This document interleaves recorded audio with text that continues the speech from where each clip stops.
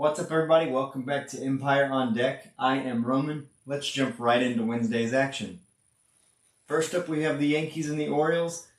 Kyle Bradish was near perfect on the mound for the Orioles, going 6 shutout innings, allowing just 1 hit with 7 strikeouts. And after Bradish left the game, the Yankees still did not crack the hit column as they finished with 1 hit, as the Orioles won this one 7-0. Adley Rutschman added a homer and 3 RBIs. Blaze Alexander went 2 for 4 with 2 RBIs.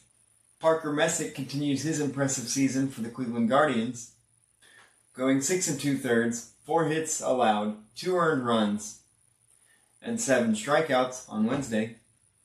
Angel Martinez had a leadoff home run, scored 2 runs, and stole 2 bases. For the Angels, Zach Neto went 2 for 3 with 2 RBIs, but that accounted for both of the Angels' 2 runs as Cleveland won this one 4-2. The Colorado Rockies scored 6 in the 5th inning against the Pittsburgh Pirates. Mickey Moniak continues to be the hottest player in Colorado, finishing a single shy of the cycle and knocking in 5 RBIs.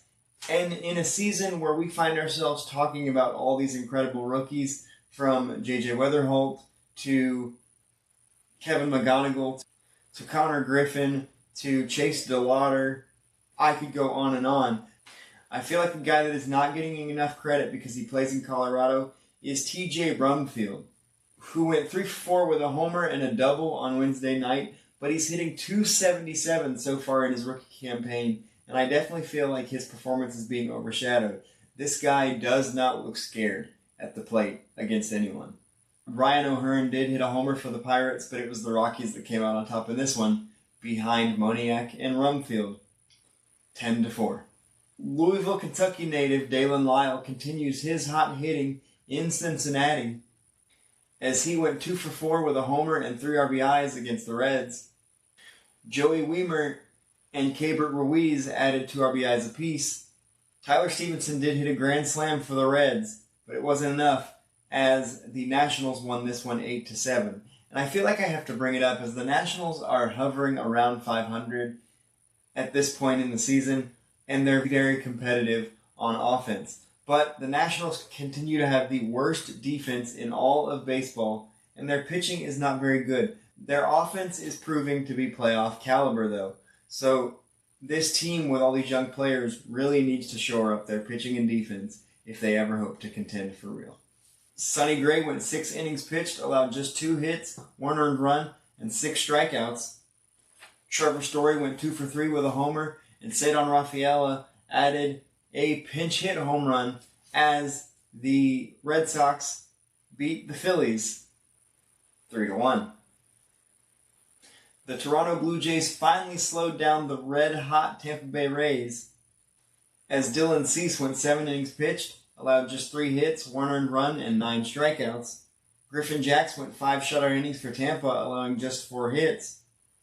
But it was Dalton Varsho that hit a walk-off grand slam for Toronto, as I said, as they slowed down the red-hot Tampa Bay Rays 5-3. And of the 8 runs scored in this game total, 6 of them were scored in the game's 10th inning, and it's Toronto that came out on top, 5-3. Framber Valdez was solid for the struggling Tigers in his first start since his ejection, going 6 2/3, allowing 5 hits, 2 earned runs, and 7 strikeouts. Riley Green went 3 for 5 with 2 RBIs. But it was Carson Benj who had his second clutch game in a row, going 2 for 4 with a stolen base and a walk-off single in the 10th inning, as the Mets win this one 3-2. And the Tigers are struggling to find their footing with Tariq Skubal on the shelf, going 3-7 in their last 10 games. Bobby Witt went 1 for 3 with a homer and 2 RBIs for the Kansas City Royals. But that wasn't enough as Colson Montgomery went 3 for 4 with a homer for the White Sox. And Jared Kelenic went 2 for 3 with a double and 2 RBIs as the surprise Chicago White Sox beat the scuffling Royals 6-5. It was a pitcher's duel early in Milwaukee as Jacob Mizrowski was excellent again for the Brewers, going 7 shutout innings, allowing just 4 hits with 10 strikeouts. Michael King went 5 2/3, allowed 6 hits, just 1 earned run, and 5 strikeouts. But it was Gavin Sheets playing hero as he went 2 for 4 with a 3-run homer in the top of the ninth as the San Diego Padres beat the Brewers 3-1 on Wednesday night. Shota Imanaga was solid on the mound for the Chicago Cubs, going 7 innings pitched, allowing just 5 hits, 2 earned runs, and 6 strikeouts. But at the end of the day, it was Atlanta that prevailed, powered by Mauricio Dubon and Mike Yastrzemski. Dubon had a 2-run homer, and Yaz had an RBI double, as the Braves win this one 4-1. And they now have 4 straight wins against the Dodgers and Cubs combined, 2 teams that are considered their heaviest competition in the National League so far this season. And as hot as the Cubs were coming into this week, where they had won 20 of 25 games, the Cubs have suddenly hit the skids, scoring just 3 runs in their last 38 innings. So the once hot team suddenly seems flash frozen. But on the other end of it, the Atlanta Braves become the first team in Major League Baseball to reach 30 wins, winning this one to improve to 30-13 on the season. Byron Buxton went 2 for 4 with 2 homers for the Minnesota Twins in their matchup against the Miami Marlins. But that wasn't enough, as Miami scored 2 in the first, 2 in the second, 4 runs in the fourth, and 1 in the sixth to come out on top in this one.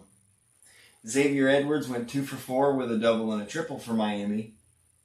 And Owen Casey added a home run as the Marlins won this one 9-5. On a day that saw a lot of walk-offs and game winners, it was Texas outlasting Arizona in a wild back-and-forth contest. It started out solidly enough as Ryan Nelson went 7 innings pitched, allowing 4 hits, 3 earned runs, and 8 strikeouts. Kumel Rocker was also solid for the Rangers on the other side, going 5 shutout innings, allowing just 3 hits. Jake Berger put the Rangers out in front in the 5th on a 3-run homer. Nolan Arenado tied the game for Arizona in the top of the 9th on an RBI double. Ildemaro Vargas gave them the lead with a 2-run single. But in the bottom of the 9th, Jake Berger came up huge again as he tied it with an RBI single, and the very next batter, Danny Jansen, walked it off for Texas. They won this back-and-forth contest 6-5. The ball was flying out of Daikin Field early on Wednesday for both teams as J.P. Crawford, Luke Raley, and Christian Walker all homered in Wednesday's game between the Mariners and the Astros.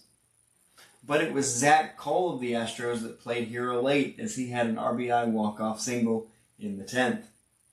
The Astros won this one 4-3. The Athletics beat the Cardinals 6-2, and this one was all about Nick Kurtz. He hit his 3rd career grand slam in the 4th inning, extending his on-base streak this season to 36 games. Zach Geloff also added a homer, and it was the A's, as I said, that came out on top against the Cardinals 6-2.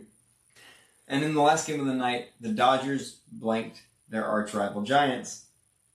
Shohei Ohtani was excellent on the mound, going 7 shutout innings, allowing 4 hits with 8 strikeouts. Mookie Betts and Espinal both homer. Kyle Tucker had 2 doubles, and it is, again, Dodgers coming out on this one as Ohtani shined on the mound against the Giants 4-0. Those are all the scores and headlines I have for you to recap Wednesday's action, and I will see you right back here to go over Friday's action. For Empire on Deck, I'm Roman. See you there.